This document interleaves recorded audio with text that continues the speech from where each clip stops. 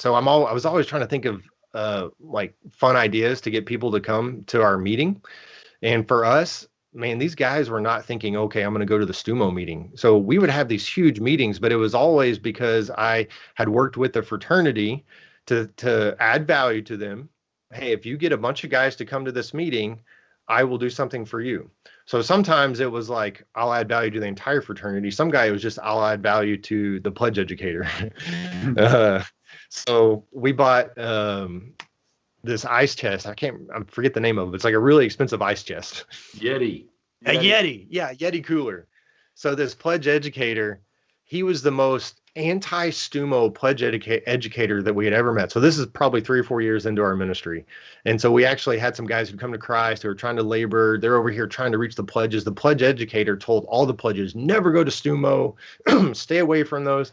And so our, the guys who were laboring were all, kind of down about it. Like, man, we're never going to have guys come to STUMO. Well, then our last STUMO night of the year, I tell the pledge educator, hey, if you get all the pledges there, 100% attendance, I'll buy you a Yeti cooler. And this guy wanted a Yeti cooler more than anything in life, because he, in that moment, went from my anti-STUMO person to the best recruiter that we've ever had before. And he made sure every single pledge was at that STUMO meeting. Whoa. And man, it was just pretty neat because all the laborers were excited. It's like, man, all these pledges are hearing the gospel, and a lot of guys end up coming to our winter conference. But you just never know how God's going to work. Man, that is a great example of what you said, the whatever it takes principle. And so I think that's something that we need to kind of encourage campus ministry leaders and other collegiate leaders to break out of the mold of what they've always done to reach, especially if you're trying to reach non-Christians and even some of these mainstream students. It just is going to need to take a different form than what has been done in the past to reach these people. Do you have any thoughts on that thought there, Blake? Yeah, and I think it goes back to serving them. So it's real easy to think through, okay, here's the things that I'm going to put on, but here's another example. It was actually that fraternity that was kind of anti-STUMO in that first year. Well, they were having a big fundraiser, and they were out in the main lawn on campus, and the whole fraternity was over there.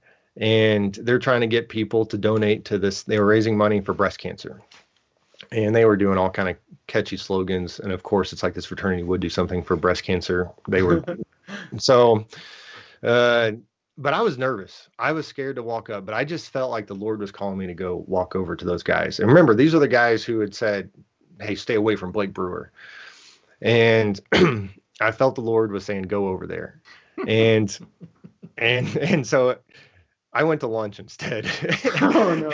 And then I came back after lunch, and they were still out there, and I was like, man, I can't keep saying no to God here. So I walked over, and I didn't even know what I was going to say. I was just prayed a prayer, God, just lead me. And I walked over, and I got over there, and I said, hey, who's in charge over here? And so they went and got the guy, brought him over, and I'm kind of on the peripheral of this big group of fraternity guys, and they're trying to get people to come over. And I said, man, so what's going on here? What are y'all trying to raise money for?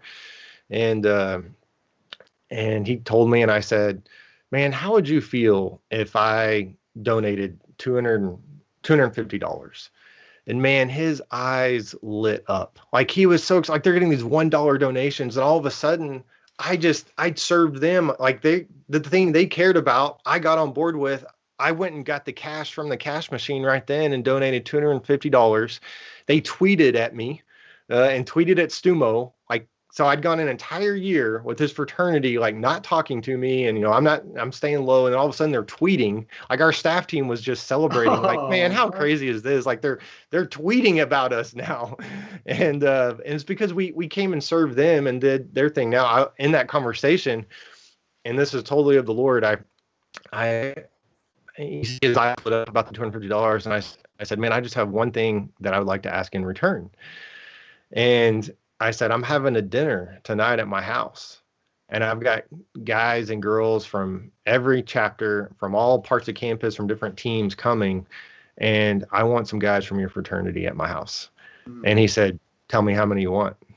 And I said, I didn't even know what number to say. I said, I'll take 10. Should have asked for more, brother. Yeah, no. Well, man, at that point, I mean, at that stage of the game, it was, I think, early year 2. Yeah. Man, just to have one of those guys from this fraternity that was anti-Blake Brewer show up at my house. That's like, amazing. so ended up 5 guys came, 5 of the 10, but man, those 5 guys came, and that was the turning point right there, because they saw, oh, like, what are we scared of with this Blake Brewer guy? Like, they saw all these other people there, and one of those guys that came to Christ a year later. That started the chain going. We started meeting up 1-to-1, started sharing the gospel, and started coming to ourselves. He came to Christ, ended up coming on our staff team. And so it all came from that moment where I said, you know what? I'm going to go give this fraternity $250 for their fundraiser. Love that. That's the whatever it takes principle, you guys. I love that so much.